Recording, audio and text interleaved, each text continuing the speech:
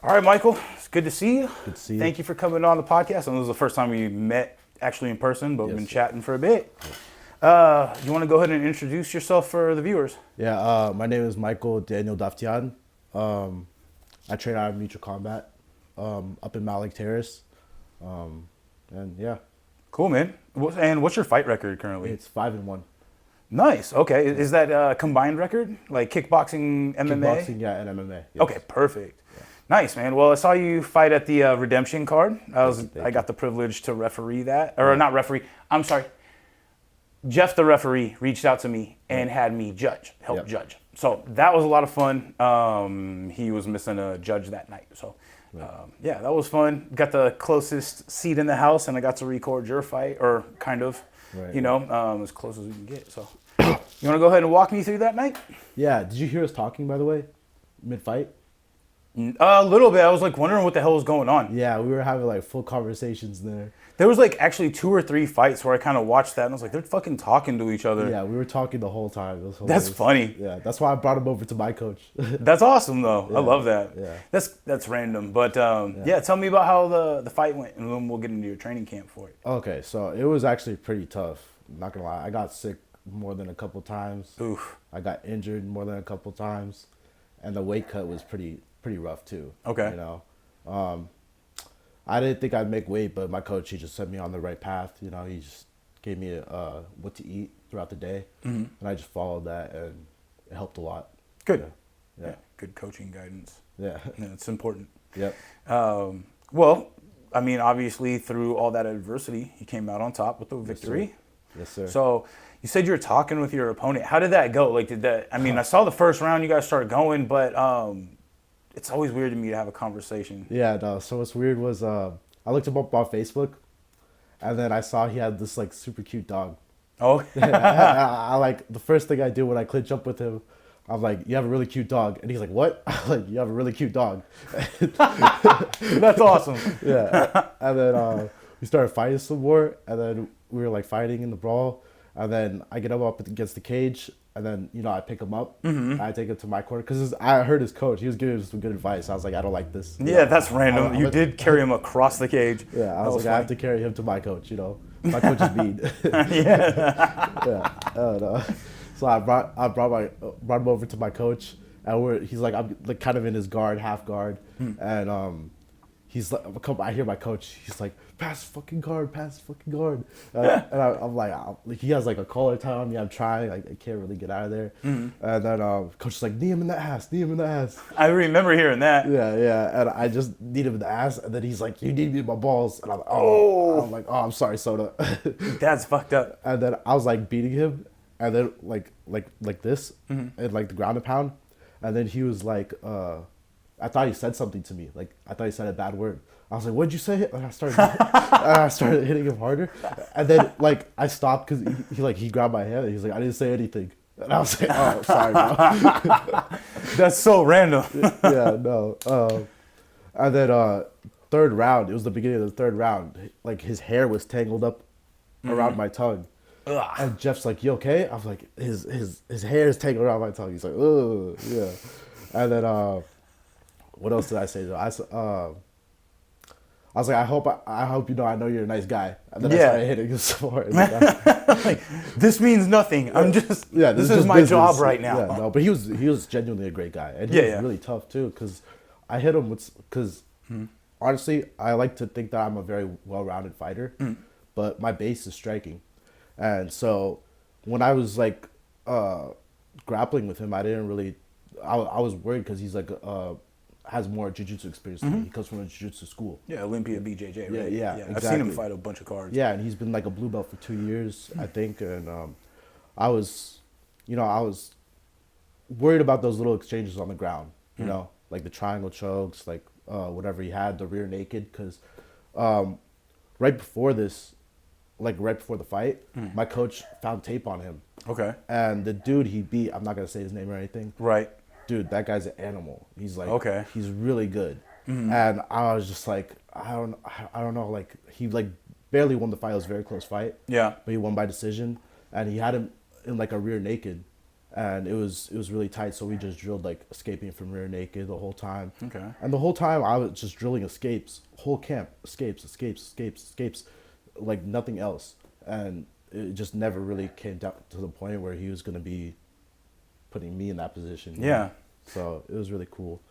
But I hit him with some of the most hardest punches ever, dude. I hit him with the Superman right in the jaw while he was like turned sideways. Dude, he ate that. I was like, what? Some people just have a chin, man. I know. He had a chin of steel, And the whole game plan was to knock him out. Okay. We wanted to knock him out. Yeah. We wanted to strike with him. But my ego was like, I'm just going to grapple with him. No, okay. My grappling's good. My wrestling's good. My jiu-jitsu's good. I can handle it if it goes to the ground. Yeah. And actually the crazy part was like after that fight, I go into the back and my coach is like, I have a surprise for you. And I don't know if you know Wiseman. Oh yeah. Yeah. Wiseman was there with us, and then they show me a picture of a title fight picture of me versus him in February. Shit. And I had no idea. Apparently he accepted the fight long before we accepted the fight in Redemption. Okay. So it was like wow. Rematch and for then the title. To fight me on Redemption. I'm like, okay, that's pretty cool. That's really cool. Yeah, so I'm preparing for that in February. Okay. I'm really excited for that. And what day is that's the 28th? 28th. That's right, because there's 3 fight cards on that day. Yeah, so I know. I'm gonna be at one of them. So we'll see. Yeah. No, it's gonna be really exciting. It's gonna be. I'm gonna perform even better than I did last time. Perfect. As a fighter, you always judge yourself, and you critique yourself, even if you look perfect. You always want to be better. Yep. And sometimes when you look perfect, you're like, fuck. There's not enough to critique. Exactly. And I'll be in the training room sometimes, and I'm like, I'll have one bad spar. I have to train harder. It's not enough. I'm in the gym from 3 to 10 almost every day throughout the whole fight camp. That's a long time. Yeah, 3 to 10. And then on Sundays, I'd be there 2 hours for fighters training. And our fighter training are super intense. Everybody, it's not like we light spar or anything like that. We do hard sparring. Yeah. 10 rounds. First of all, during fighters training, we get tortured for like a straight hour. Okay. Like wrestling, cardio, like to the point where you're like mentally fatigued. Right. My body can't even move. My legs can't even move, And then he'll make us drill like hard bag work, and then he just makes us do 10 rounds of sparring, hard sparring. Yeah, then most of the guys in my gym, they're really good grapplers, so it's a really good like base for me for Soda when I was going to fight Soda. Soda's his name. Right. Guy at Far Redemption. Yeah. So, it's really painful and really hard. But, yeah. Well, you did a damn good job. All that preparation, all that toughness. Damn, somebody's outside and squealing the brakes. All that hard work and that preparation really sets you up for that success. Even like you said, you're practicing escapes and all kinds of stuff like that, and it didn't even come down to it. But it's just kind of a testament to hard level practice, hard level training. I know, we train really hard too. I don't know how they train down there. I'm pretty sure training fucking hard. All gyms train really hard. Yeah. I'm not saying Well, and if you want to be even relevant in this sport, you have to. You have to. And so kudos to you guys. Now, real quick, I had a side thought when you were talking about that. Do you guys do MMA style sparring, or do you separate like MMA, kickboxing, things like that? So that's separate from the 10 rounds that we do. Okay. We'll do boxing. Okay. Basically what it is we have one guy hold the medicine ball. Yeah. Oh, You're supposed to beat the medicine ball out the hands. Yeah, we do the same thing. Yeah, and then dudes switch off, and then they spar. Okay. Yeah. And then we do the same thing with kickboxing. I like that. Muay Thai. And then we get into our 10 rounds of MMA. Okay, I gotcha. Cool. Our gym is not just MMA fighters. Right. It's Muay Thai fighters. It's kickboxers. It's boxers. I like that. Yeah. So you actually offer multiple avenues for combat sports rather than, and those are the big 3, 4. You know what I mean? Like you start getting out to just other stuff like, Savate or fucking whatever. Right. But they all tie in, especially when you go back to the MMA side. You're going to need a decent enough background at all those 100%. to get to 5-1. Yeah. But yeah, again, good fight. It's interesting how many times you picked him up. You could tell that that was kind of like something that, I don't know if that was something you trained for or something that you're just like, this is an easy go-to for me, or if it was just something that worked and you were like, fuck it, do it again. Honestly, I get picked up like that by gym. All right, that makes sense. And then sometimes I pick up people like that. You're like, oh, I'm going to do it to him. Yeah, but the reason why I was able to do it to him specifically was he was so angry and frustrated. So very clouded judgment. In the striking, he was frustrated. And so I'd strike with him and he was frustrated that he couldn't hit me. And he was very forward and his coach was yelling pressure, pressure, and I heard that. Yeah. I just knew, go for the takedown, it's right there. Why wouldn't I take it, you know? Yeah. And then he didn't have much defense on the cage, so I was able to pick him up. And I was expecting to chain my wrestling when I had him on the cage, but we didn't really get to that point. Yeah. So... Yeah. It's interesting also in MMA, you have so many different, because I'm mainly a Muay Thai guy, Right. so I see Muay Thai podcast. Yeah. But when you have to plan for MMA, you have to game plan for so many other things.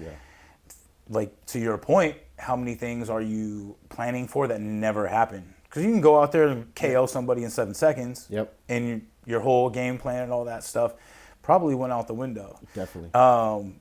Now, you said something earlier, like you planned to strike or you planned to KO? I was planning a KO. Okay. I wanted a KO. You wanted a KO, or were you like planning on it in a certain fashion, certain round? Yeah, I did. Okay. I have a secret way of doing it. Don't worry about getting into your secrets. Yeah, I won't get into it. But basically, my first fight on Redemption, I walked out there and I knew the guy was a kickboxer. And I knocked him down in like 10 seconds. Okay. And he was like up against the cage, and I could tell he was visibly stunned. Okay. And then after that, I knocked him down again in like the second round, and I wasn't how do I say this? I wasn't what's the word? Content. Okay. Yeah. I wasn't happy with not finishing him, and so I told myself when I fight Soda, I'm gonna do it because I know I can do it, you know, and all those hard sparring rounds I do in the gym, and you know, leaving there bloody, like I think I could make it happen, you know. Yeah.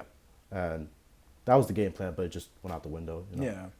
Well, I mean, that's actually the reason I kind of asked that question is because I do hear some fighters like, oh, I'm going to finish him in the second round. Like, well, the way that I kind of preach class and for our fighters, because I do the fundamentals class, help coach the rest of the classes, and then Brian Jones Jr. and myself, we co-coach the fight team. Right. And so one thing I try to tell people is that, like, yes, like best case scenario, KO. As soon as it's available, you're looking for every little edge to find that, every little opening. And when you find that, you have the capability to turn it up in that moment and dial a knockout blow, hopefully, rather than just a strike that's going to carry on to other strikes or whatever it may be. But I always tell our fighters, like, plan on that, or don't plan on that. Plan to do your best. If it shows up, awesome. We're looking for that every opportunity. Yes. But don't plan for a first round knockout. Yeah. Because if you don't get it and you only plan for one round, you got rounds 2, 3, sometimes 4 and 5. Yep. You know, and you see people get greedy. And you're like, oh, I have to knock him out. That's the game plan. Yes. And so they get stuck so far into the game plan. So I'm glad that you were like, oh, it didn't happen. Yeah. You know, because there are people like, I want to finish him second round. I want to do it in this fashion. It's like, when has that ever gone your way? Yeah, even sparring like a brand new person, it's probably not going to go as dialed as you can mentally put it. Definitely. It's good to visualize. It's good to, like, I think it's great to visualize. Get your prep done. But, like, be adaptable, too. It's like, even if you're like, I'm planning for end of the first round, head kick, KO. Beautiful. If it doesn't happen, I still have 2 rounds in me, 4 rounds if it's necessary. For me, it's all about not the punch. You know, once you, like you said, once you start like getting greedy for the knockout, that's all you want, and then you don't get it. you gotta just let it happen, you know. Yeah. And you just gotta believe in your setups, you know. Definitely is what I do, and for me, it's not about the right counter or anything like that. It's about like the punch they don't see coming. Oh yeah. From a mile away. That's how I feel when I'm like fighting someone. I try to feel them out a little bit. I'm like, okay, this guy's this guy's that. He's Yeah. Like, even when they're like rushing me like crazy. Like, Yeah, there's still a fill out period. yeah, you still can see it like in like the split second. Yeah, oh yeah. You're trained to. Yeah, exactly. Yeah. And yeah, so the way I see it is you have the right setup, they don't see the punch coming, and you just clock them, and you give everything you have in that little setup, and then most of the time it happens, but you can't really be hungry for it at the same time. It'll show up if you're disciplined enough to create the openings. 100%. That's what I'm saying. Like, drilling it 1,000 times. Exactly. Yes. Like I'm a big fan of like going to the body and then going to the head. Yes, me too. And then changing your combos throughout different points of the fight. So even if, I mean, a lot of people there are higher level, but they start to recognize patterns. So that pattern recognition, you start to be like, oh, he goes to the body, then he throws a hook to the head every time. Yep. Okay. And then round two, they're like, oh, that hook to the body's coming. Here comes that. Oh no, uppercut. Exactly. Or body and then a cross or something like that, or a low kick. And that's why, and again, speaking of Muay Thai terms, but like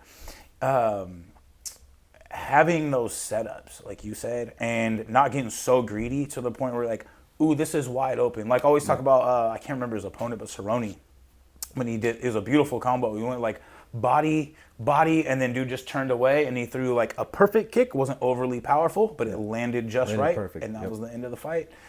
I know a bunch of my MMA fans are going to be like, it was this fight. I'm terrible. There's so many fights, so many people. I'm happy I just remembered Cerrone. Yeah. But yeah, man, fucking congratulations on that win. Thank you so Not much. only to you, but to your team. Yep. Tough team, I know. So we haven't actually had a lot of interactions, our team and your team, to my knowledge, but it'll come. You know what I mean? Like I've seen I've literally seen Brian Johnson like coach from the other side. Yeah. I'm under Brian Jones. So two different guys. But Sorry, you're good. But yeah. So, but Brian Johnson, big shout out to him too. I love that guy. Yeah. So like I could literally hear him from the other side of the cage. That guy's a good coach. Like, I could see it. You know, he's a lot like my coach too. Yep. In a way. Yeah. But it's actually funny because you brought up Eric Wiseman and him and crew Brian Jones Jr. He and I they're pretty close as far as I know. So it's really cool that he was able to kind of show you like, hey, well, this is what we got going on end of February. Right. So are you looking forward to that one? I mean, obviously, I don't want you to get too far into that. Honestly, if you wanted to say the truth, I'm really looking forward to Brian Johnson's. I'm very excited for Wiseman's as well. Yeah. I can't let myself look to the future too much. Right. I have to focus on Soda because Soda's going to come at me way harder. Oh, yeah. Soda has a game plan. He knows how I fight, you know. So I have to take that very, very seriously. I don't underestimate any of my opponents. Yeah. None of them. I overestimate them, if anything. That's good. And when I get in there all the time, it's like, oh, you're not as, you know, difficult as I thought you'd be. Exactly, you know? yeah. You see them on tapes and you see like these guys fighting, and you're like, wow, that was beautiful. That was a beautiful combo. That was a beautiful knockout. Like, oh man, right. I don't want that to happen to me. You get in there and you're just like, I could destroy everything he tries to put up against me, you know? And I'm very hard on myself as a fighter. You know, I critique myself every day. I just want to get better 1% every single day. You know, I have like the reason why I started fighting in the first place was because I have like a Nick Diaz kind of story. Okay. And I remember I parked next to this corner store. I mean, parked facing the corner store. Right next to it was a MMA gym. Okay. It was Mutual Combat. Yeah. And I was like, I can't keep feeling this pain that I have. You know, I need something to make me feel like better again. And I see my coach just pick up this dude and slam him and beat him in the ground and pound. I'm like, oh man, this looks fun. Yeah. You know, and I remember I first started training at the gym, and a lot of the guys there, they were like, they've been training their whole life. They were super talented. You know, like they're amazing kickboxers, amazing wrestlers. You know, I'm just like, how can I ever get to this level? You know, but I would see they'd come in like 2 hours every day, maybe 3. I would tell myself, come in 5. Come in 6, you know, train as hard as I can. And weeks turned into months and months turned into years, and I was able to, you know, develop and become a better fighter than them. And I'm pretty proud of that. And there was days where I would drive home, just listen to static radio, listening to like sad songs. I'm just like, fuck, that was bad. Just wiping the blood off my nose. I'm like, it's not going away, you know, but. I have a very similar story. I think a lot of fighters do. Yeah. Just, not in the best place, kind of lost in a sense. And I hear a lot of people going through this in their mid-20s, right around, because I was 26 or whatever, just been through a bunch of shit, and then like big lifestyle change into some like living situation, work situation, all this kind of stuff. Everything kind of changed at the same time, and I was in a really tough spot at the time, but like that camaraderie, the fact that like I know I'm investing in myself even though it's hard. Right. I like, this is something I want. Like who the fuck shows up to an MMA gym to get the fuck beat out of them, and then they're like, I love it. This is so much so valuable. People are like, this fool's crazy. Yeah. This fool's dumb. Nobody. Like no, yeah. Very few people Until they start to hear the stories, because they see like, oh, you're better by being beat up. Like I don't understand how that is. Yeah. But like it, in a lot of ways, personally, I think it takes away from that, like, I hate the words toxic masculinity, right? Because but there is always like that weird pecking order, and there's always like like where do I fall into that? And without being confident in yourself, some people have false confidence. Yes. And then they find out the hard way, like at our gyms and that kind of stuff. Like, hey, you have to develop. You're not going to just think you're good at this, and so you are. Yeah. It doesn't work that way. I definitely understand that. I know you do. I was like that in the beginning. I was actually like that in the beginning. I had a really big ego. And then I fought this guy. Dude, he was so fast. He betrayed his whole life. He's crazy. Like I remember fighting him, and it was one of the toughest fights. He was like 3-0, 4-0 at the time. Oh yeah. And I'm like really cocky, I just had my first fight. I'm like, okay, I'll take him, Yeah. I don't care. His striking doesn't look that amazing to me. And I go there and I'm like getting hit with these punches. It's just throwing my head back. I'm like, oh my God, what the hell was that? I still to this day don't even know how he hit me. Like I'm watching the tape back. I'm like, which one landed? Yeah, no, but I humbled myself. Yeah. It was really hard too. I was so depressed. I was so in my head. I'm like, how could I ever be good? Like, how could I ever be good enough? My coach would just get in my head every day, like mentally manipulate me. Yep. Like, and then physically too. Like I would get like destroyed, Yeah. And but it made me want to get better, and I came back from that. And I remember I took my third fight, and I was so terrified. Okay. I wasn't terrified of my opponent. Wasn't terrified of his skill. Even though he was more experienced than me, I wasn't terrified of none of that. Mm-hmm. But I was terrified because I was afraid of losing. Right, that makes sense. And then after I like won that fight, I was like, it doesn't even really matter. Yeah, it doesn't really matter. Yeah. People remember the wars, not the, not the winners. You know, and you put on a good show, and that's all that matters. Yeah, they're gonna want you back. Other fighters or other promotions are gonna want you to fight. Mm-hmm. And how I've always liked the feeling of knowing I put on a really good performance, even if I had lost. Yes. Because I knew, like, I'm facing adversity right here, right now. Anyone can give up. Mm-hmm. Anyone. But to sit there and to grind through it, to have the heart, let's say you get knocked down or you get hurt or something like that, to have to tell yourself in that moment, like, I'm going to continue. Mm-hmm. Some people don't have to tell themselves that. Some people don't even have that inner monologue. Mm-hmm. But I know, like, with my experiences, having to sit there, and I already gone through the steps in the training of the whether or not you give up, all that stuff. But so when it came in the fight, I wasn't, there was no I'm going to give up or mm-hmm. But I know that people have that, you know what I mean? And it's not that I didn't have that. It's maybe that I didn't come across something to where I was like so bad, but I came across some pretty bad losses, some pretty bad shit. And it never changed me wanting to be a fighter. Never changed me wanting to go in there and go to war or do my best. It's more, I did have one fight where I went in there kind of flat. I didn't do enough prep. I was out in the crowd with my buddies. It was right up the street from here. I was in the crowd with my buddies, like right up to like 2 fights before, when I need to be in the back, getting warmed up, getting mentally dialed in.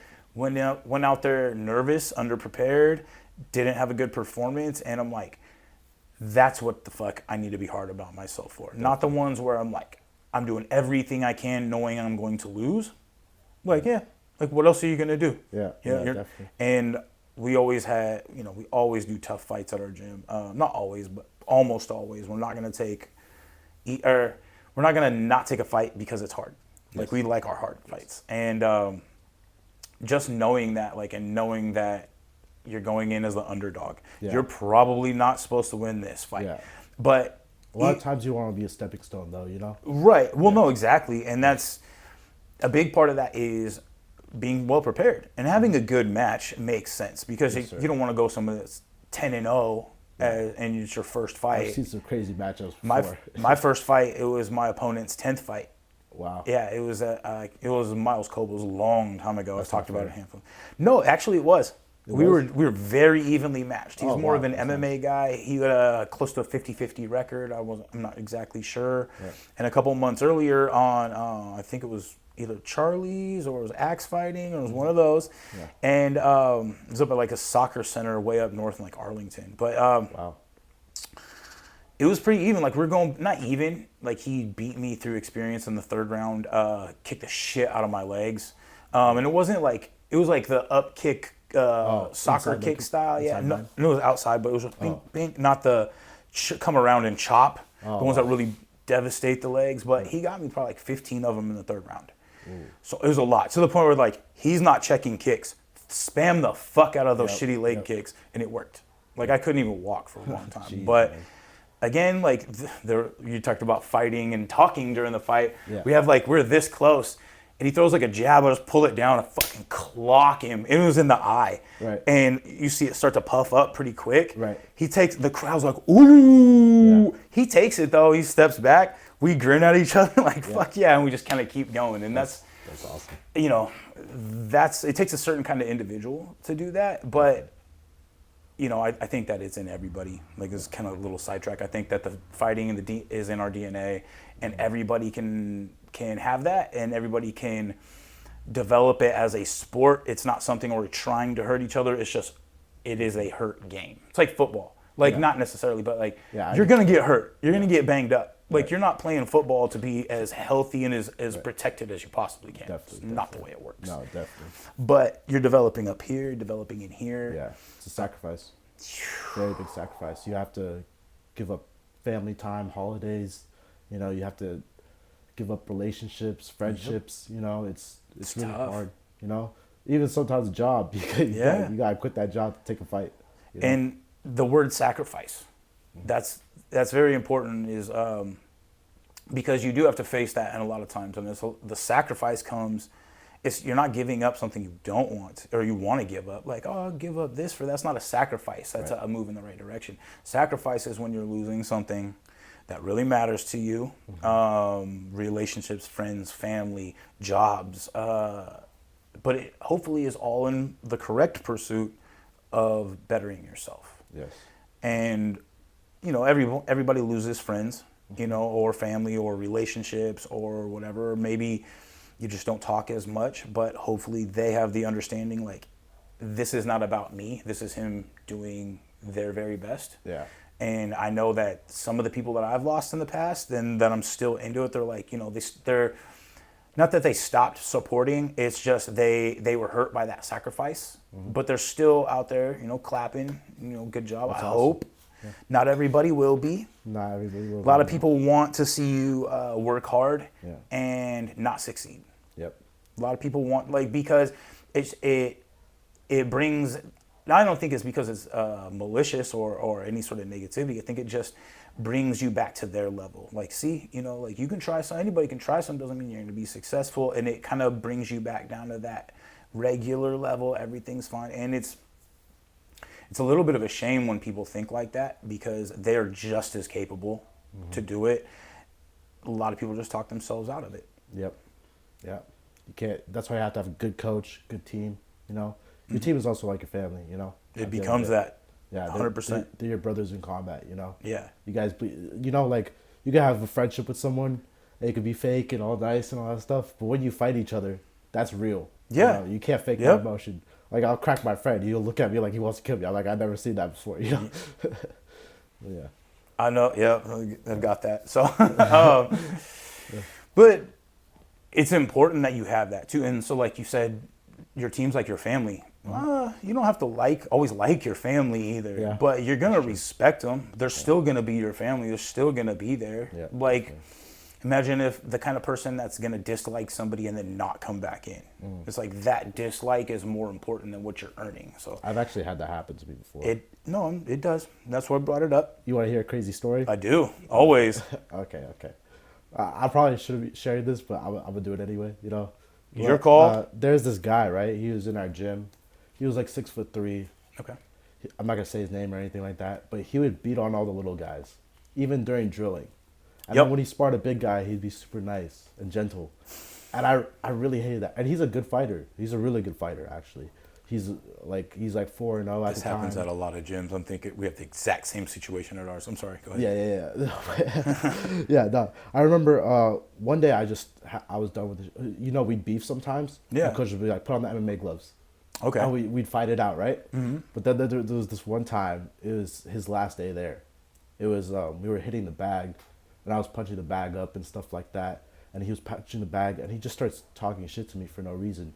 He's like, "Where's your trophies at? Where's your medals at? Where's your belt at?" And I'm just like hitting the bag, and then I just say something back to him and gets in my face, and I shove his face away, and then Coach's like, chill, just keep hitting the bag.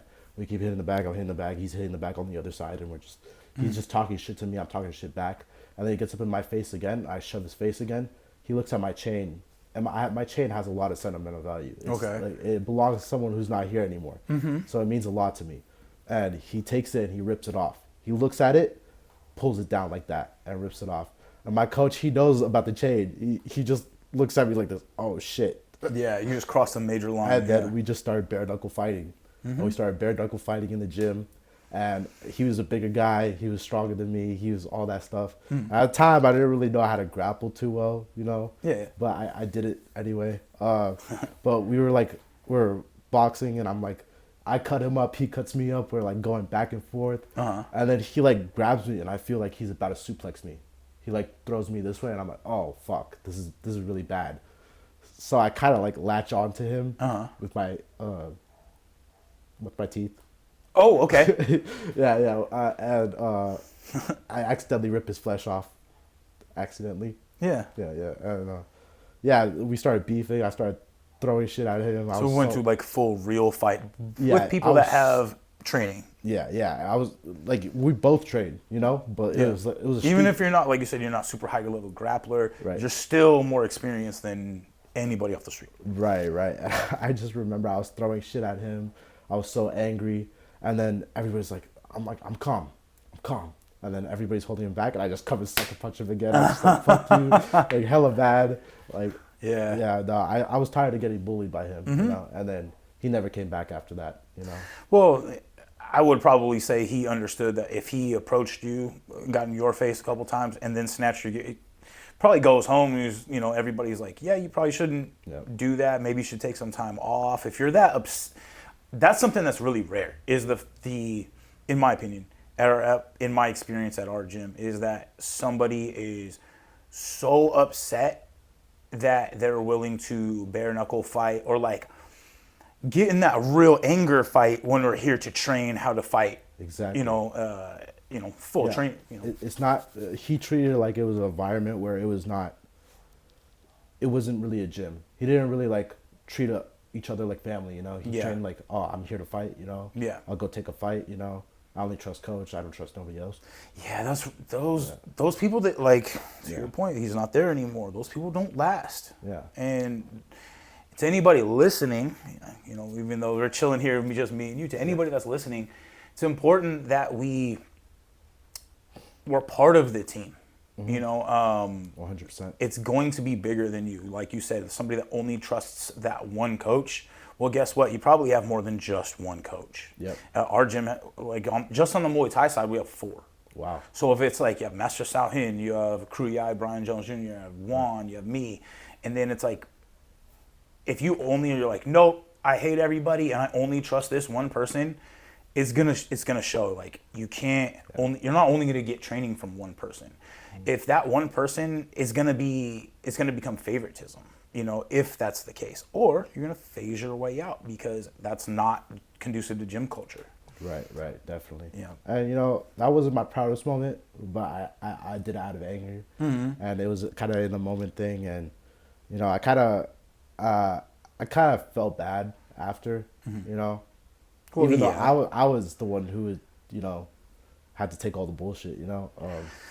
But I think that's normal because, I mean, I'm experiencing some stuff like that right now. It's like, felt like I was the one kind of getting the shit thrown at him. Right. And I'm like, I still feel bad. Like, but I think that's a test of your character. It's like, I didn't want to have to do that. I'm not here to do that. Like, obviously he may have been. He may have been there to fight anyone, anywhere, including the people right across the bag from them or whatever. Exactly. Not everybody, almost nobody is like that.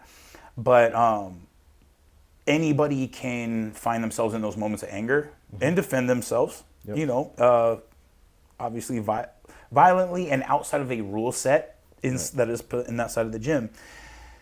But if somebody's willing to attack you inside of the gym, they're also not operating inside of gym rules. Probably it's probably not okay in your gym to just bare knuckle ground and pound or punch the fuck out of each other or whatever. And so obviously they're operating in that space already. And for you to, like, what are you going to do? You're going to get slammed on your head in a suplex. You're going to do whatever you fucking can. Yeah, exactly. And that's it's where a street fight. It's not a spar. And that's where it turns into that street fight thing. And it's like, it can happen, okay? Definitely. It can fucking happen. Like, imagine there was a cinder block right there and you just fucking grabbed it and smacked you with it. Right. Like, that shit is not okay. And again, you're still there. You grew through it. You're remorseful about it. So, and continuing on, and now you have a frame of reference that you can pass on and basically just did to anybody that listens to this. Yeah, and you know, I'm a very religious man, and I like that. I believe when I wrong someone, I question myself a lot. I'm like, that wasn't right. That wasn't good. You know, I need to apologize. It's always a lesson in a loss. Yeah, definitely. And you know, you gotta treat life like God is always watching. I like that. If you treat life like God is always watching, you become a better man. You become a genuine, real human being. You know, and people respect you more. People know you're genuine. You know, and people know you have no like. How do you say it? Like hidden. You don't have anything to prove. Yeah, or any hidden agendas or anything like that. Yeah, you're just there for the vibes and being nice and being a good person. And I like that. You know, we all find our space, right? And I think that like the being authentic, like you can't go to the gym and be inauthentic because it's hard. It's gonna show up. Like when you're struggling, the real you is gonna show up. You're gonna want to quit. You're gonna, I need a bathroom break, or anything like that. You know, like I gotta go take a number 2, coach. And like, I'm gonna go stand outside. It's really hot. Like, no motherfucker, no rounds off. Yeah. Or you just, as a coach, I'm seeing more individuals like have all those little things as to where when I was a fighter, I was focused on me, you know, and developing myself to where I don't remember if people operated like that. I'm sure they did, but how many of those people are still around? Exactly. And props to you for being a good coach, man. Coaching is so hard. I've tried it a couple times. Like as soon as a person stops listening to me, I'm just like, bro, I'm out of here. You know, I'll go give my information to somebody who cares. You know. Yeah. It's really hard. Dude, it's you actually just touched on something that's huge as a coach. People are gonna leave. Like you're gonna invest everything you got into somebody, and they're gonna be like, they're gonna appreciate it, and then one day it's not gonna make sense to them anymore, or they're gonna have to walk away for any reason, and you're gonna feel as a coach, or at least I did, that a lot of what you invested has gone for nothing, and that's not true. What that's gone for is like you never know if 10 years down the road, one thing you could have said, one thing you could have done change their life. You know what I mean? Just because they're not in that environment to be coached by you anymore does not mean you didn't change that person. So and that's so tough, honestly. Like my coach, I literally saw it happen with one of my training partners, and he went and joined another gym, and it was like crazy because my coach literally gave everything he had. If that happens, my coach is like, he cares so much. Like he'll call you late at night and tell you like, hey, you gets you in the right mental space. every single night. He tells that me is a good to work coach. harder. I have those moments too. Yeah, no, Brandon. he'll tell you when you're not working hard enough. He'll keep it 100 with you. Yep. You know, he's a very genuine person. He doesn't sugarcoat nothing, and that's why a lot of promoters like him because he's very he's not gonna go behind their backs. He's not gonna say anything that he's gonna tell you like straight up, straightforward how it's gonna be.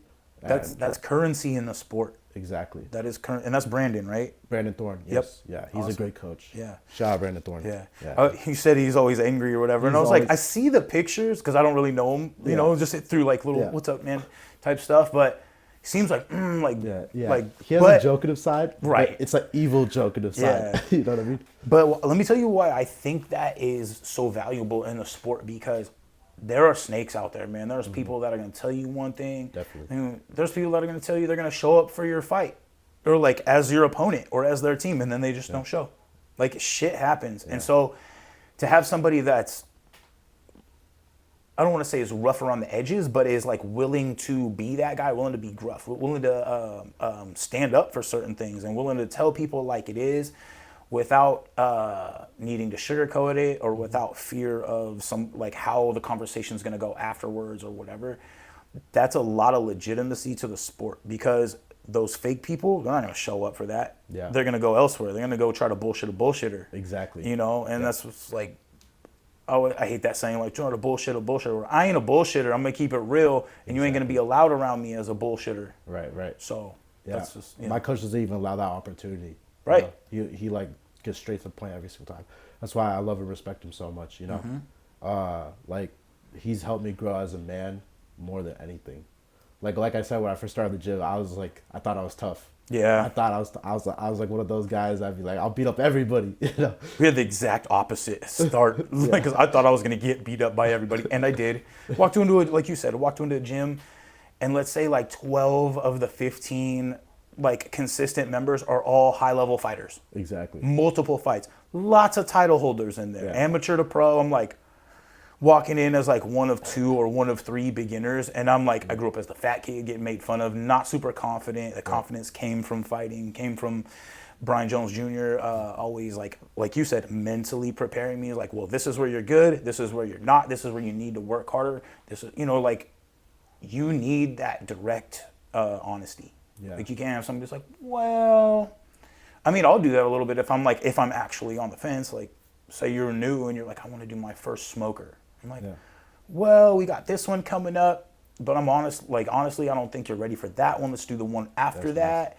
That way you still have like a mental spot that you're working towards, not like a no or maybe some point.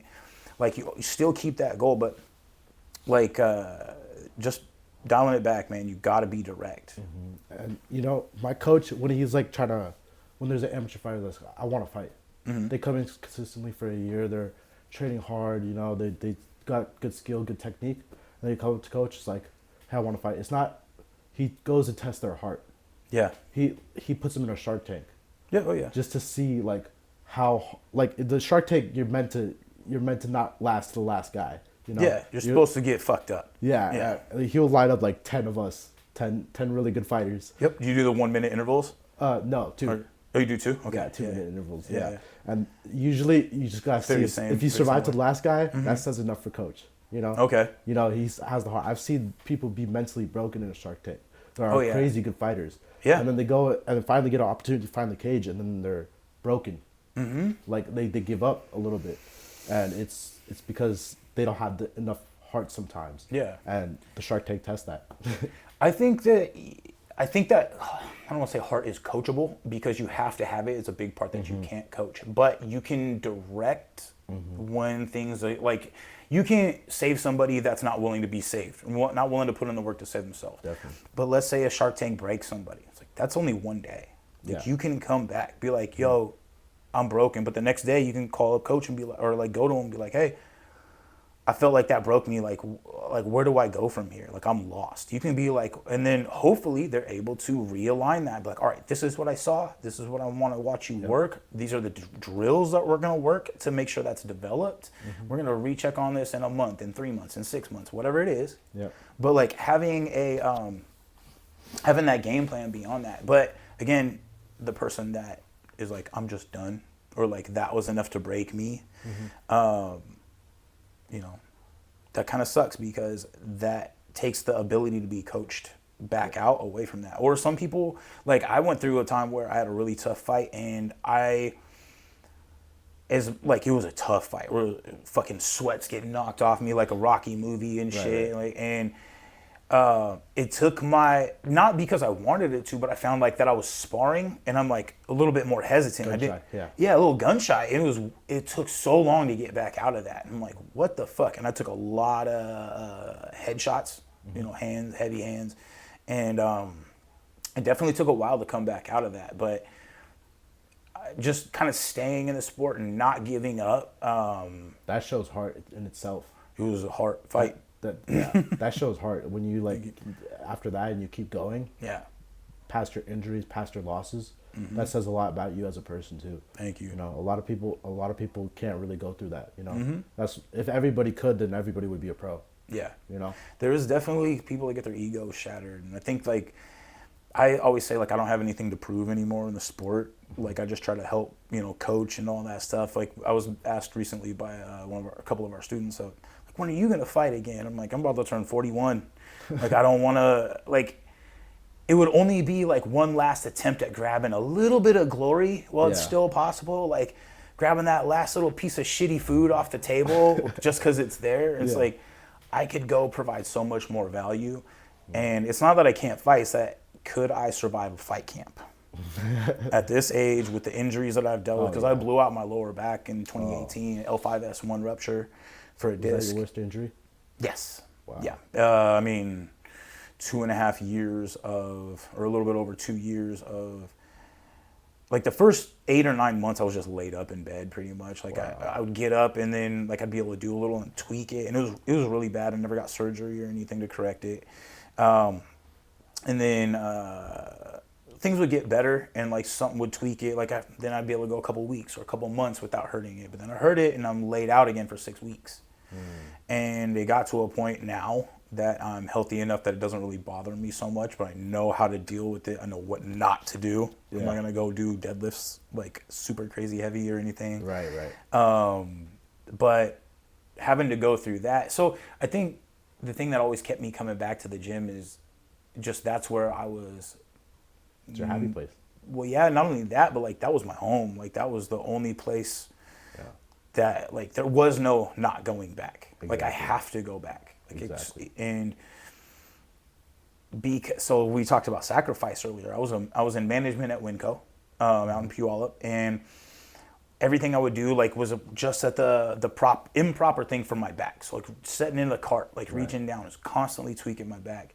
Right. And I found out that I was basically kind of blinded by my own ambition. I was going for, the best thing I could do in that avenue of management versus, and not realizing that it's destroying me slowly, and figured out that to get back to what I wanted to be, which was healthy and being able to go to the gym, I'm not able to go to work like that every day and hurt myself all the time and be at their beck and call. Anything that goes wrong, you're getting a call. You can work 14 hours in a day, drive home, 2 hours later, something goes wrong, and you got to show back up. Yep. So it was like they kind of had the chokehold on you. You belong to them, and I wasn't okay with that. And eventually it worked out. I found myself out of there and back at the gym, running my own small business. And the reason I was able to separate myself from that job, go back into running my own business, and then develop that so that I could go back to the gym. Like, all right, this is the hours that I need for the gym. This is the workout. This is the shape that I need to be in. And understanding that through the years of experience, like, it really came into play. But without making that sacrifice, like I could still be there and just be the big fat guy. It's like my pleasure comes from food, kind of thing. Like, it's just nothing there for me, man. It's not the move, no. And one of my really bad worst injuries that I ever had, I couldn't see light. Concussion? It was a concussion, yeah. I got slammed on top of my head, and I had a huge hematoma right here. And basically, I would look at light, and I would get blinded. I'm like, oh, shit. I couldn't sleep at night because I would see flashes of light. It was horrible. I like literally would lock myself in the closet and just read the Bible with a candle behind me. Wow. Yeah, it was really tough. But my coach, he would text me every day. He would check up on me, see if I'm okay, you know. And I told him I'm not gonna stop fighting. I'm gonna come back from this. I'm gonna figure something out. So I would literally come into the gym, big sunglasses on, you know, and I would hit the bag, but it wasn't enough for me. Yeah, I see everybody sparring, I'd be jealous, you know. Oh yeah. So for like 3 months straight, I would spar with a blindfold on.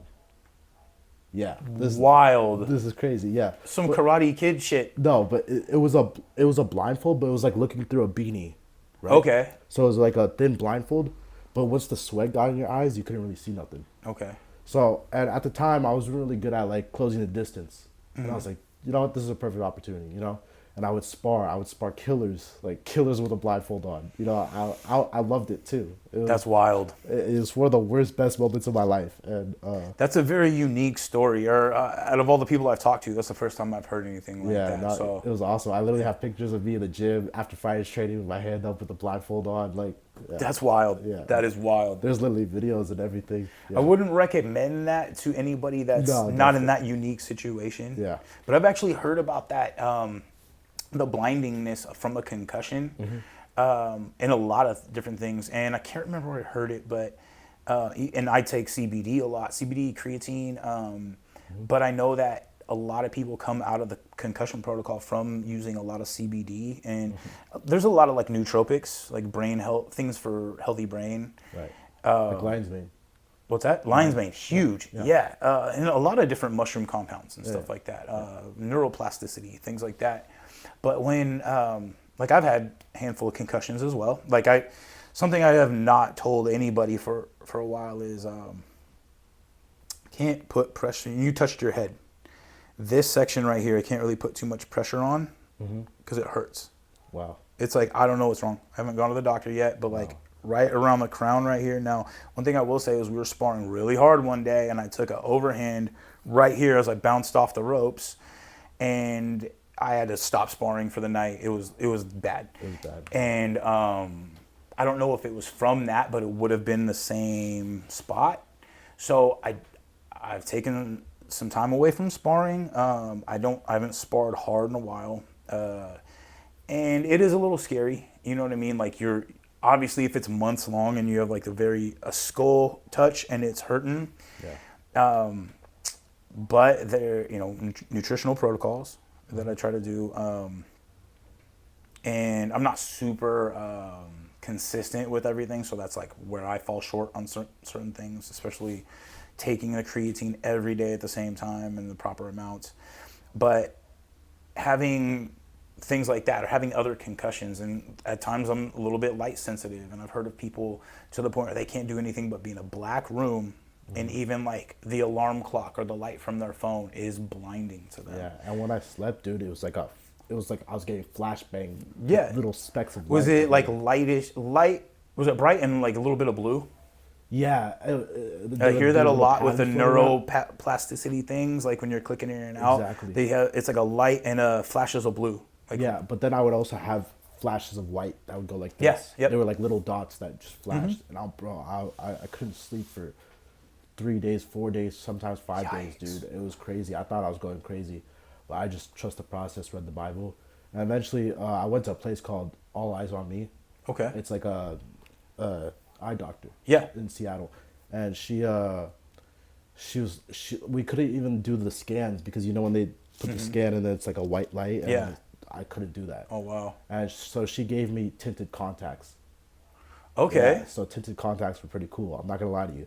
She gave me red and blue ones. Okay. She was like, "You get to choose." I'm like, "All right, I'll pick the blue one." Yeah, there you go. And I remember I came into the gym and like I had my sunglasses on. I took them off for the first time, put in the contact.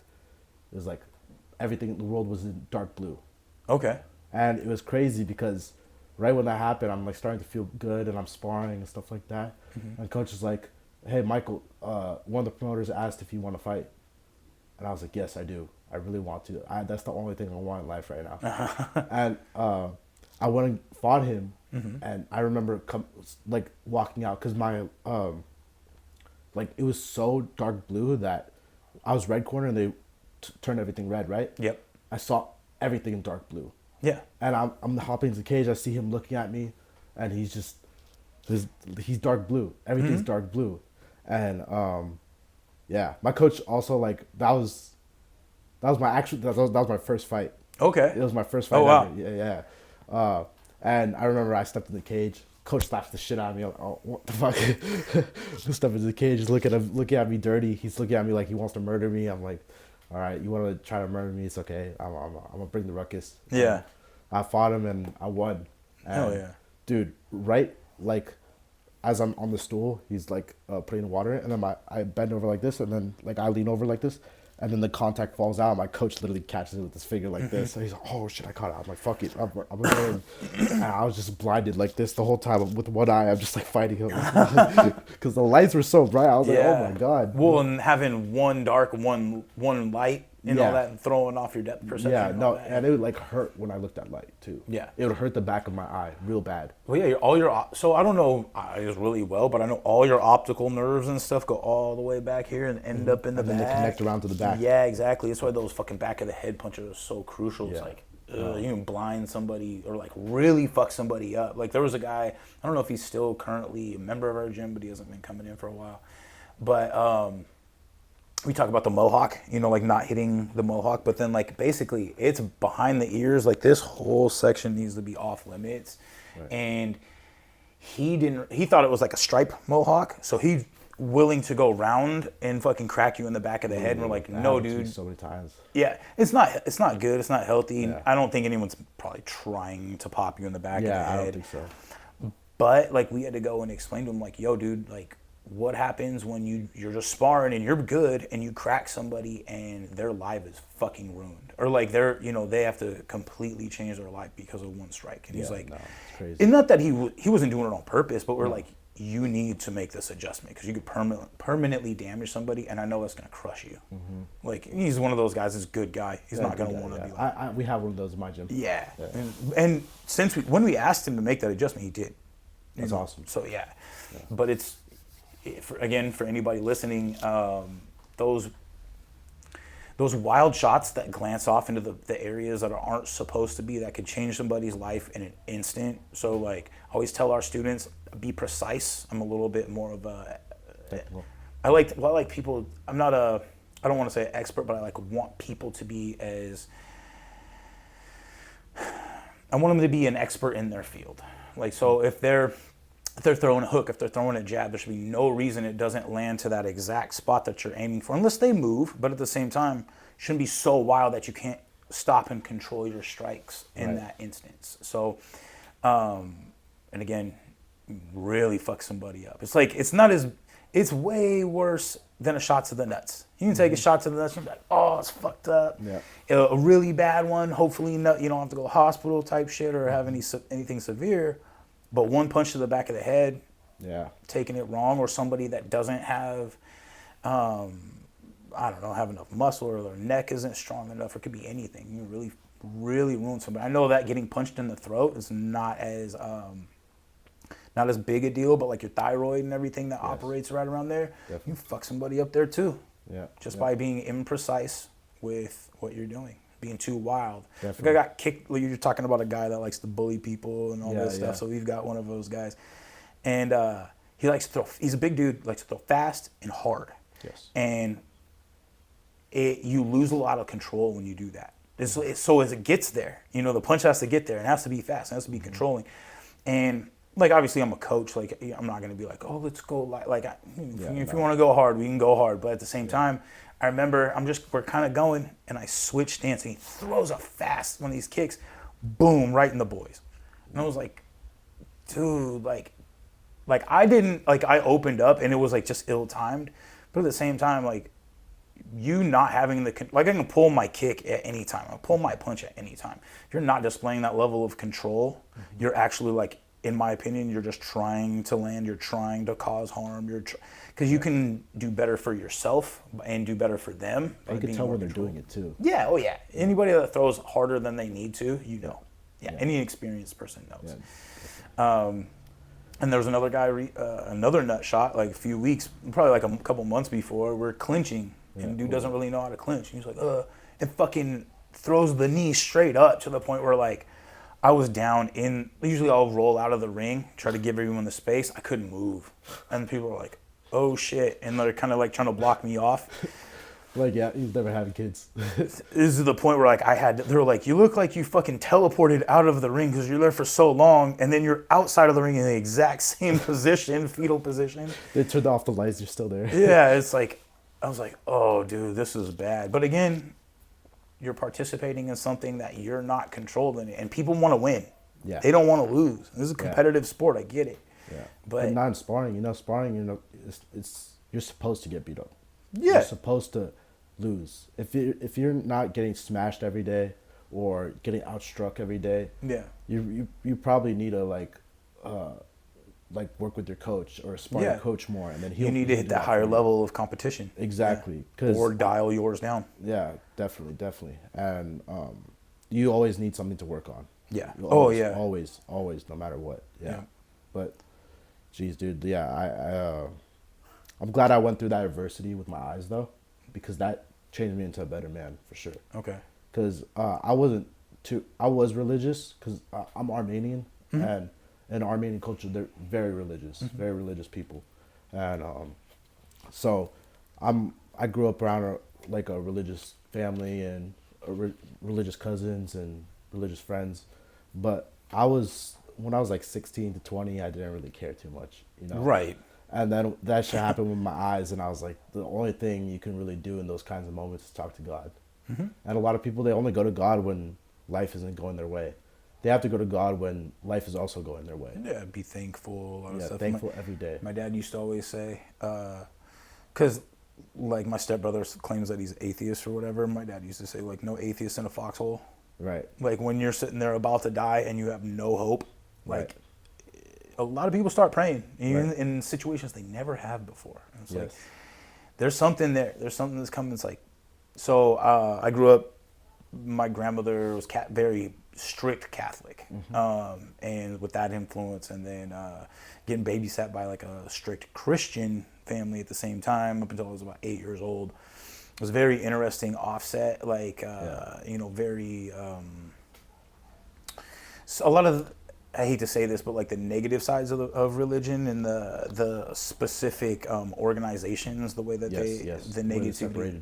Yeah, and then like physical punishment, certain things like that, or constantly having to live in a state where you're having to be apologetic for being alive. So like the Catholic, perpetual sorrow. Right. I feel like that kind of carried on through life to the point like I'm not good enough. I'm not, like, the only time I'm gonna be good enough is when I die. You know what I mean? Like, and I'm accepted kind of thing.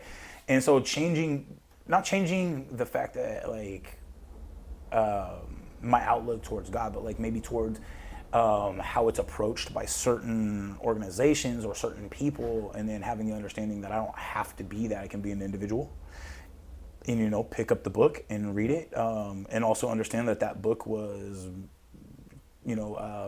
translated by men from the Dead Sea Scrolls, and from Martin Luther up into what was it, like the 1500s, 1400s, whatever it was, in the UK for King James Bible and all that stuff. Like actually understanding these, and then you go back to translation from like ancient Hebrew and stuff like that. There's a lot that gets lost in translation. I've actually got some good personal friends that have taken their family out of Christian schools and like private schools and actually gone into like full Judaism. I can't remember the exact thing, but like as far back as they can trace, so like learning ancient Hebrew and things like that, because they want the truth. They want as close as they can get to that. Because think about like my true story about something's gonna be different from your perspectives of a true story. Just like the history is written by the victor kind of thing. Like we don't know all this stuff. So to be able to go back as far as you can and educate yourself, I really admire them for that. But the religious side, like, to me is very important. Not everybody's going to see that. So I'm glad that you found your way. This is not something I talk about on my podcast a lot. No. But again, you see people pray before they get in the ring. They thank God after a good performance and things like that. And there's a lot of people that are like that, a lot of people that aren't. I just like that when people respect each other for who they are and what they found. Yeah. Me and my team were very religious. And we like, if you ever like walk in the back and see me like prep, I don't really prep until like the last 30 minutes. I'm not gonna lie to you. Yeah. But the whole time, like I remember I was it was one of my fights, and I'm like sleeping because I fall asleep before my fights. Okay. Because I'll read the Bible for a bunch, and I'll fall asleep. Uh-huh.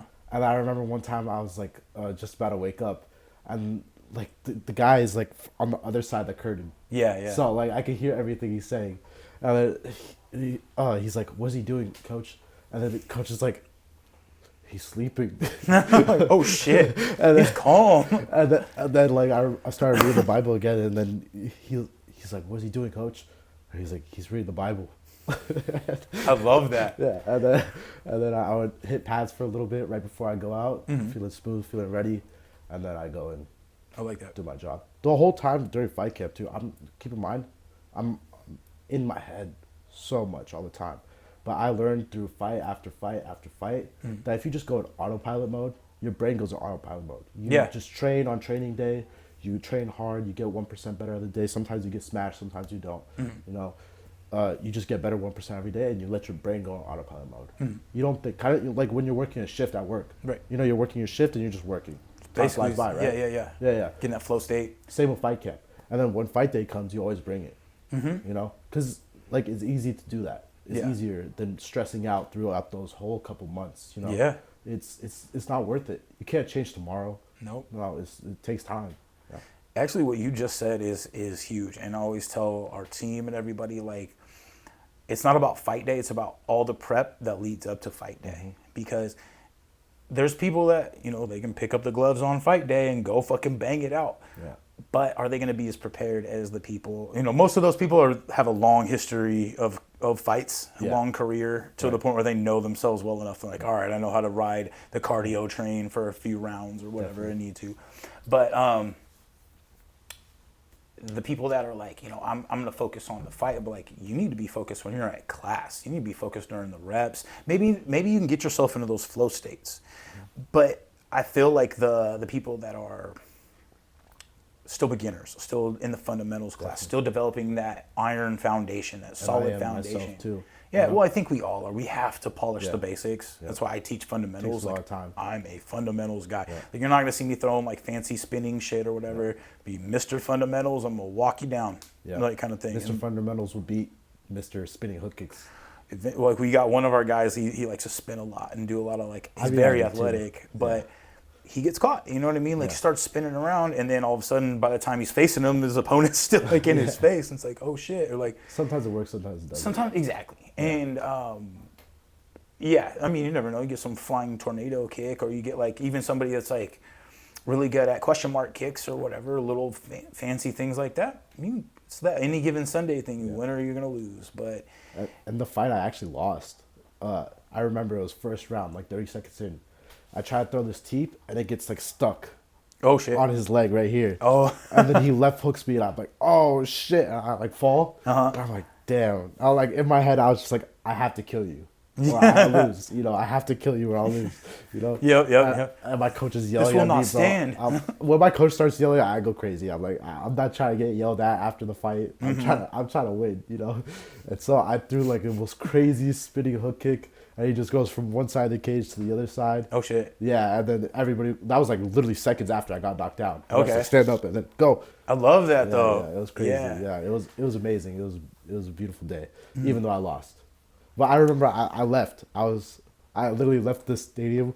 I took off one glove. I had the other glove, and I had my shin guards. Yeah. And I literally just walk out the door barefoot with my keys, go into my car, sit in my car, go to the gas station.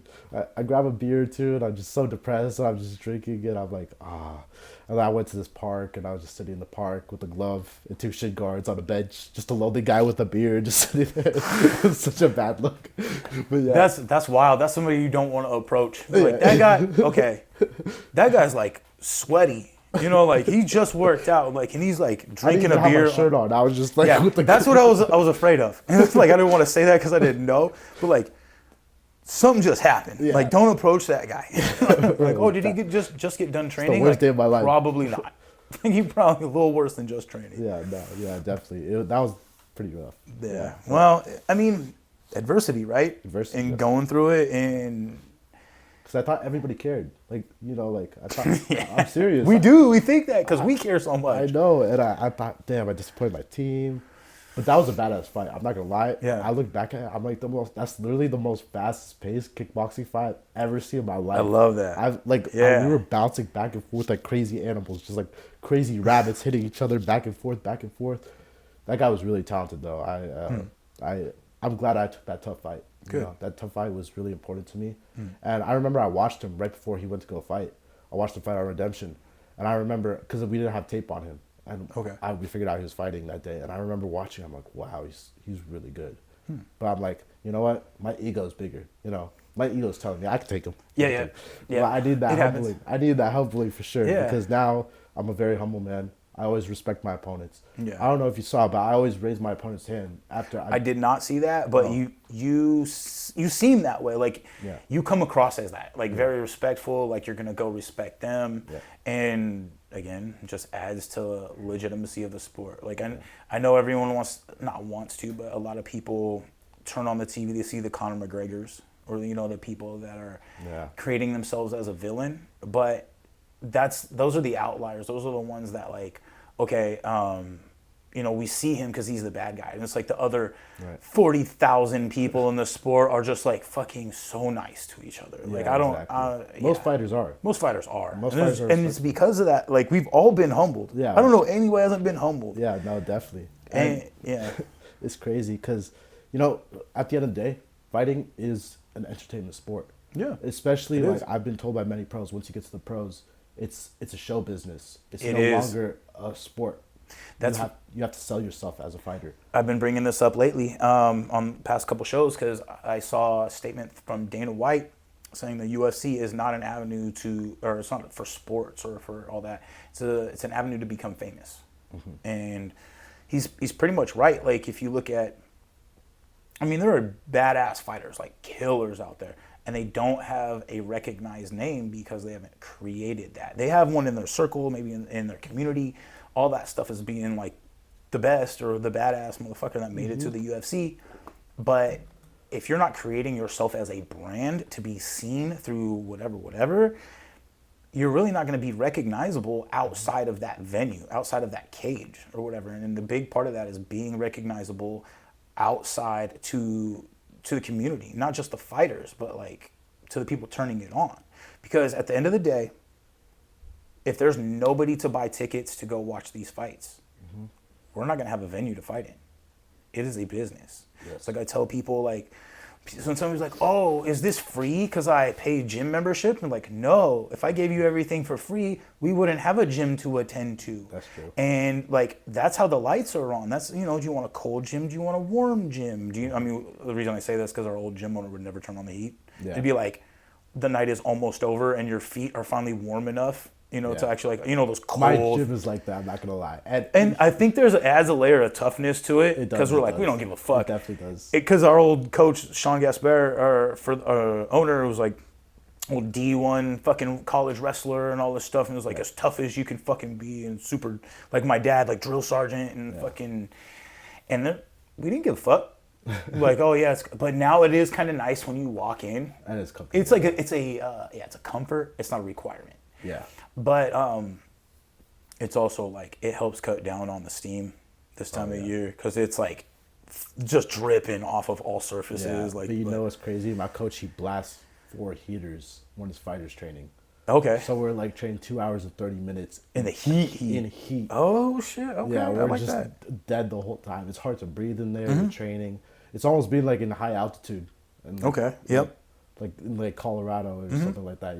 Yeah, I like that. But yeah, it's hard to breathe and it, like you like go and spar like somewhere else and you're like, oh, this is really easy. I can my breath is my cardio is amazing right now. What's going on? It's so weird when you go in another gym and you're like, oh, you guys go pretty light, and they're like, can you take it down? I'm like, yeah. Right. Like, and I've got other students that go to other gyms and stuff like that eventually, and like they move or whatever, and like I always tell people, stay in the sport. Like, go check out another gym. It's fine. I think it's okay as long as you communicate with your coach. Right. You ask your coach, hey, could I go on a Sunday to my friend's gym? Yeah. And you go and train with him and have fun there a little bit. Then you go back to your gym and just train. For the that's rest of the always. Yeah. Like, the cross training is. I think it's important. Yeah. Like a lot of people don't. My coach, he's very, very, very, very old school. I love that. Very. Mine is too. Yeah. Why are you on social media, Zach? I'm like, sir, like this is the way of the sport now. He's like, no. That's how we promote. I had to go put Brian Jones Jr. on his thigh because it was like Brian Jones 89, 71, 8. I'm like, this does nothing for you. Like, why even have this? So I fixed it. Like, no, go ahead. Yeah, no, but my coach, he's trained up at Charlie's. Back when Charlie's was like old. So, like the old Charlie's. I fought, that was my first fight was 2011 against one of their guys. Or it was Landon's guy, but Arlington kickboxing. Yeah, it was Miles Coble under 3C. You know, I met a bunch of 3C guys, and Charlie was there. I think it was his fight card. I can't remember. So many old school. I don't know if you know this guy. His name's Matt Lux. I know the name. Dude, Matt Lux, he used to also train at C3. And he came to join our gym from West Coast. Okay. And dude, that guy. Now that you're saying that, I don't have the picture or know exactly who it is, but I remember there's so many names. Dude, he's an animal. He's 40 years old. Dude, he's just beating on all the young guys, bro. I'll tell you, he has you in a clinch, you're dead. You're not getting out. That's my style, because I'm 40 years old, and I hope that's what my students say. He's such a badass, bro. Such a badass. I wish I could be like that guy when I'm older. I'm not even joking. That guy's so cool. He's the most sweetest, nicest guy ever. You know, you look at him and you're like, oh, fuck, that guy's scary. You know? And you see him fight, you're like, oh, my God. Dude, I used to work sometimes in a casino as it's called BLK. It's just a business where you're like security kind of and chair takedown, chair setups for the casinos for casino fights. And I remember I was in Shelton and I remember standing all the way at the edge of the door and I see Matt fighting. Dude, you could hear the clap from his punches from all the way across the casino. All the way. That's wild. It was crazy. And the dude, he was like Samoan. He was big. And he was eating that shit. He was like throwing back hella crazy. Oh, shit, man. Dude, it was a bloodbath. Dude. And yeah, shout out Matt Lux. Yeah, that's you're badass. Dope. Yeah. And then, also, shout out Rashid's Barbershop and Habibi's Barbershop. Yeah. Those are my brothers. Yeah, okay, they did my hair. You know. Fuck yeah. I noticed when you got here, I was just like, it fucking looks clean still. Yeah, it looked dope. Yeah, and one of the barbers of Rashid's, he's actually a fighter. Oh, he's actually sick. The owner of the other business. Mm-hmm. Yeah, he's crazy good, man. He's most talented guy I've ever seen. Like jumping, spinning. He looks like Yuri Boyka. If you guys know who Yuri Boyka is. Yeah. Undisputed 2. Watch it. Bro. He throw like jumping, spinning, double spinning fakes. And you kind of have a version of that right now. Yeah. You got the side shaved and like if you were like really trimmed up right here. Yeah, no. Yeah, fucking Scott Atkins. All my friends wanted to be like this guy and that guy. I just wanted to be like Yuri Boyka. Mm-hmm. I loved Yuri Boyka so much. How could you not? I mean, bro. And he spoke Russian too. I speak Russian. That's cool. Yeah, that's actually a really good movie. Anybody doesn't know who that is, watch Undisputed 2. It's got Michael Jai White and Scott Atkins. And number 3 was crazy too. I never watched number 3, but I need to. Bro, you have to. Because I know it's about him. It's about just Yuri Boyka, right? Yeah, it's like they take all the prisoners from other like countries, like they have them fight from him. Other countries, and they all just go and fight, and then the loser gets shot at the end. Like after no the shit. Fight, okay, I'll watch it. And then so everybody's fighting to the death, and then Yuri Boyka has to fight this crazy Colombian guy who's shooting up hella steroids, and then it's insane.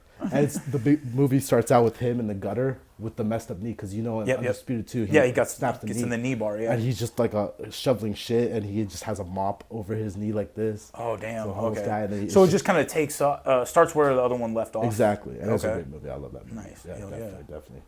Yeah. Well, we're getting a little bit in. Do you want to give any other shout outs before we start wrapping up? Yeah, actually. Shout out Elias Thorne. That's Coach's son. He's badass. He's going to be fighting with me hopefully in April, you know. I plan on fighting in April. We just got to see how February goes. You know, I can't get too starstruck about April. Well, you have something, you got a war before the second war. Yeah, so you got to focus on the first war. Yeah, exactly. But I'm not going to lie to you. I'm very excited for Brian Johnson. Yeah. If I could get on that, that'd be a dream come true. I saw him post something on social media about how he wants you on the card. Oh, yeah, he did. I'm sure he'll watch this, or I hope he will, Brian Johnson. Yeah. We love I know you're going to get him on. Like, I don't even need to say anything. Yeah. So, no, but yeah, Jeff Hoiby, he responded under my Facebook, and he's like, that must have been the comment. yeah, shout out to Jeff Hoiby. Yeah, he's Jeff's an my dog. amazing ref. Jeff's my dog, ref. yeah. Yeah. He's everybody's favorite ref. Yeah, no, that guy's so cool, man. And anyway, he was like, amazing fight. He listens really well. He listens to his coach. Because I'll literally have dialogue with my coach while I had that dude in my corner. Like, I picked him up, slammed him in my corner every time because I wanted to. I remember that. Voice. Yeah. I would have conversations with my coach. I'm like, I can't pass the half guard. He's like, I know. You got to go do this. I'm like, okay. Yeah. But, yeah. That's awesome. Yeah, it's really cool. I really want to fight on that Brian Johnson card. I think it's one of the coolest cards out there, you know. It is one of the if not the longest running, if not the longest running MMA amateur cards in Washington State. Yeah. So, dude, I heard last time they just had knockouts after knockouts. Yeah, I was there running the podcast there, and one of our guys, Isaac, he was supposed to. They were looking at a match for somebody else that fought on that card to try to get him a title fight on January 31st at the Muckleshoot. Yeah. Didn't work out, but Isaac choked his opponent to sleep. So he was fucking like, anyway. But yeah, that was the whole night. It was a fucking good card. So a lot more, I've been seeing that a lot more lately. I've been seeing a lot more of the fights here in the community of the Pacific Northwest getting good finishes, good like subs and fucking knockouts or TKOs and things like that. And that's huge for selling the sport. And I've been saying this lately. So one of my little sayings is, Washington State's been coming up. Like it's time for us to be, I think, nationally recognized as one of the capital points of fighting, 100%. Combat sports, not only in the United States, but perhaps the world. Yeah. I've been saying, like, everybody knows Dagestan. Well, welcome to Washington. Yep. And I can't believe that more because, like, you look at how many different versions of combat sports we have here. Right. And, I mean, you got Demetrius Johnson, my personal GOAT of all time. Yeah, you know, the GOAT of all time. I've been saying that because it was on a funny-ass movie I like. Hopefully he comes on this podcast one day. DJ, if you can. That would be great. I know a couple people that know DJ. I don't personally know him, but I will. We're gonna try to make it happen. That is my tip top. When DJ comes on here, I can ride a fucking white stallion off into the sunset, baby. Like, no, I won't. But like Matt Hume, the president. I mean, that's his coach or former. I don't know exactly what that, but.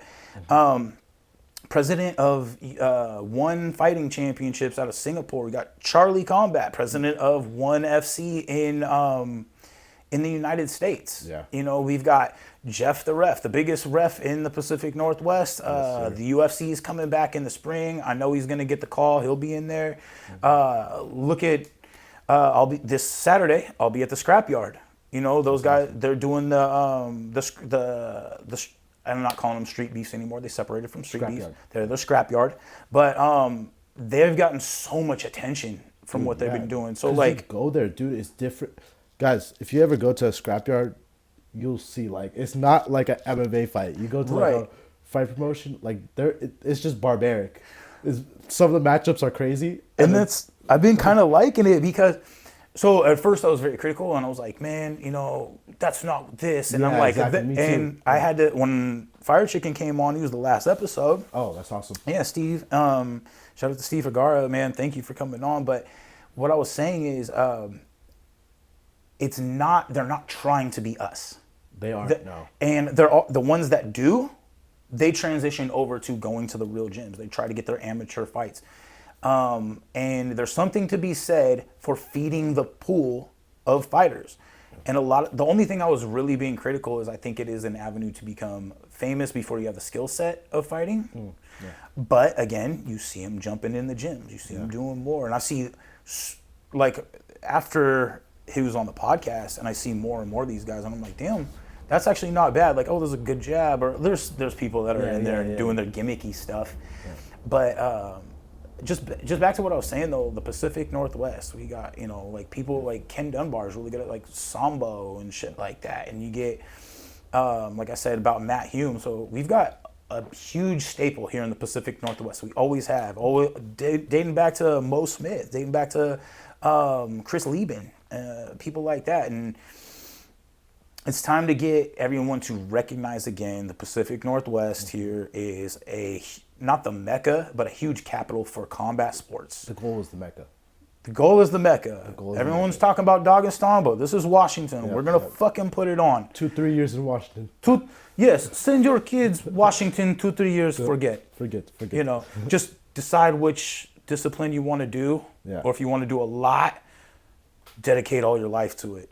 Yeah, no, definitely. Speaking of the scrapyard, actually, I remember going to the scrapyard for the first time, and there's this little guy, his little younger guy.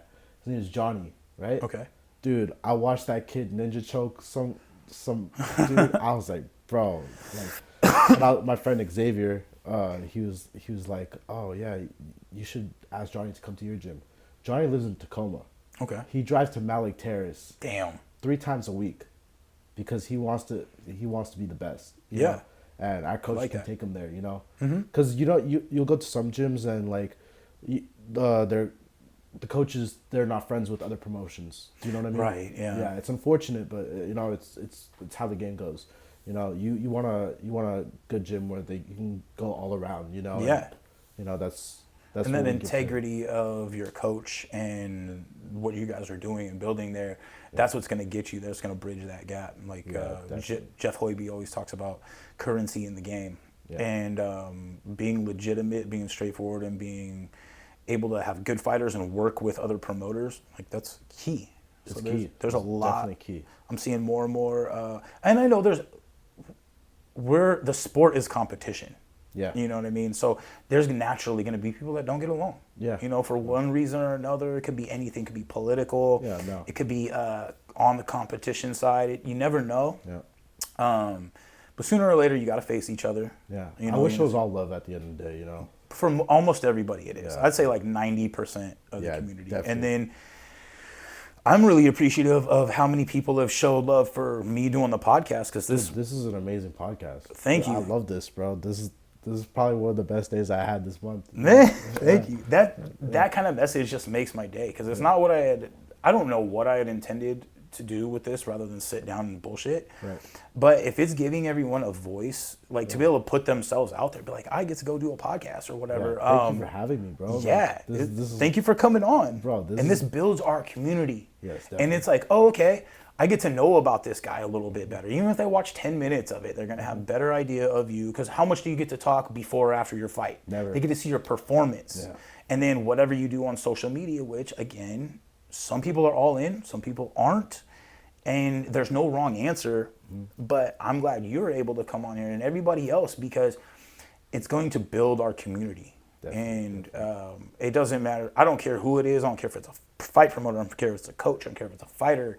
Kind of changed the name to just Sway City. It's still Sway City Muay Thai Podcast. I'm wearing the shirt. Right. But if there's people like in the community that aren't necessarily like in fighting, I wouldn't be opposed to having them on. You know, like I know some people that, well, it's been a while, but the guy that did this tattoo and a couple other people I know, they go by this, if it's a rap or hip hop island tribe, some Chamorro guys from Guam, and they do so like David, Matt, and Joel. They're 3 of the main ones. I'd love to have them on here, just because like they've done a bunch of stuff that nothing to do with fighting, but ton of stuff in the community. No, definitely. So I don't want to like corner myself, you like put myself in a box, but obviously it's for the fight community, and I love that everybody's been coming on, and just helping me promote my stuff, because we're all just trying to grow together. You know, each one help each other level up.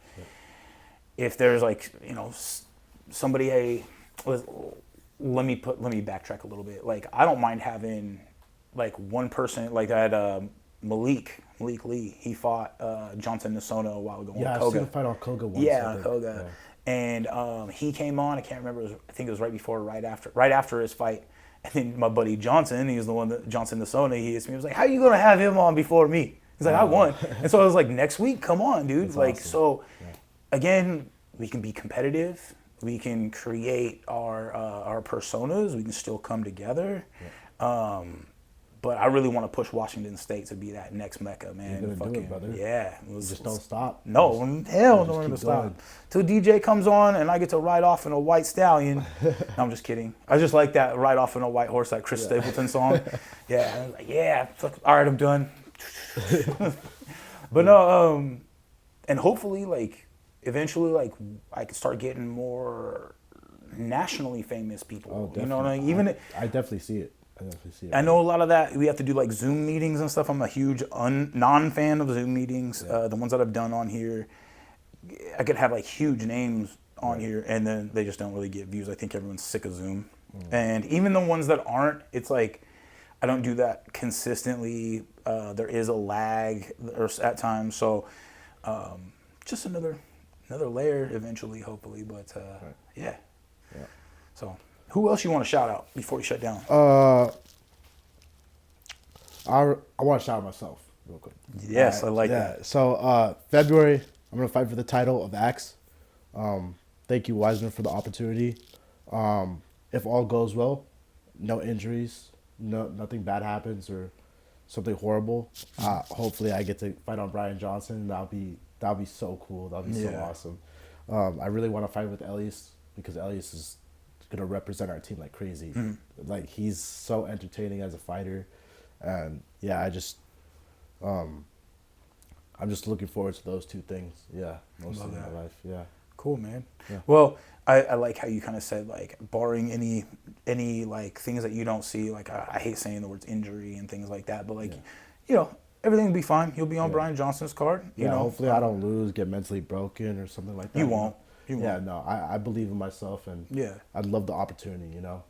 My coach and my teammates, they all know about everything, but they're keeping a secret from me because they want me to focus on soda.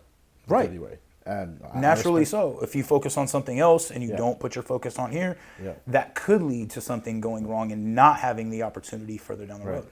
And you know, with Brian Johnson is like his 3,000 people is crazy. Crazy number. Crazy number. I've never fought in front of 3,000 people, and that'd be really cool. And I would just love to make my gym proud. Yep. I love my team. I love my coach. You know, they've turned me into a better man. You know, and being a part of this community is truly beautiful. You know? It is. Yeah. Because you know you meet other people in life, and they don't have the same goals as you, and we all have the same goals. We all have the same dream. You know, and we're all trying to make it. We all have the same understanding that it's not going to be easy and there's going to be sacrifice. Yes. So when somebody's like, hey, I had to sacrifice, it doesn't fall on deaf ears. We know what that is. Yes, definitely. Yeah, man. Well, I'd love to get you back on the podcast after your title fight. That'll be great. Let's do it after both title fights. After both title fights? Hopefully. All right. Well, hopefully. Yeah. Well, I'll tell you what, we're going to stay in communication. We'll make, when you're ready to come back on, you know, I'd love to. We'll make it happen. So fun. Yeah, man, it was a great time. Like I said, we're just gonna sit here and bullshit. It's gonna be chill. Yeah. It was really easy. I was kind of nervous in the beginning, but it just everything flowed out so perfect. You know, I loved it. Thank you. And that's kind of anybody that wants to come on. They're worried or they're nervous. Like, it's just me and you chilling. Yeah, like, we're just bullshitting. Yeah, it was awesome. I feel like I could talk to you for hours, bro. Yeah, same. And that's me in a nutshell. I can talk forever. So I have to remind myself that when I'm teaching. Like, no. They didn't come here for you to talk. They came here to get their reps. Right. So I know you guys are listening. So I'm going to give a quick shout out to a couple people. Basically affiliate marketing. We're going to look to further a sponsorship at the beginning of the year, hopefully. Shout out to my team, Brian Jones Jr., Sri Suk Muay Thai, Vital Jiu-Jitsu, Sway City Muay Thai. Yeah. Yep. And Sway City Muay Thai. Thank you to everybody in the community. And I mean that because this could easily not, you know, I'm going to be like, I don't care about that or whatever. Being the fact that everyone is supporting and that I'm trying to just continue this and trying to build something that hopefully provides value outside of myself. And that means a lot to me, that how many people have reached out. We had no prior physical, like, handshakes or nothing. I was at the fights and then we started chatting and I'm like, hey man, like, we just made it work. And there's, a couple dozen people like that we've chatted a little bit. And that's why I like to do the quick video call. Just be like, what's up, man? This is how I go about it. Like, I'd love to have you down. Yeah. But thank you to the community, because I always say fighting is always bigger than the one person. It's bigger than the individual. And eventually, hopefully, there's a way to give back. And this is a way for me to give back outside of my team. That's beautiful. So I love it. That's beautiful. Yeah, man. Thank you for coming on. Thank you, brother. I really had a great time.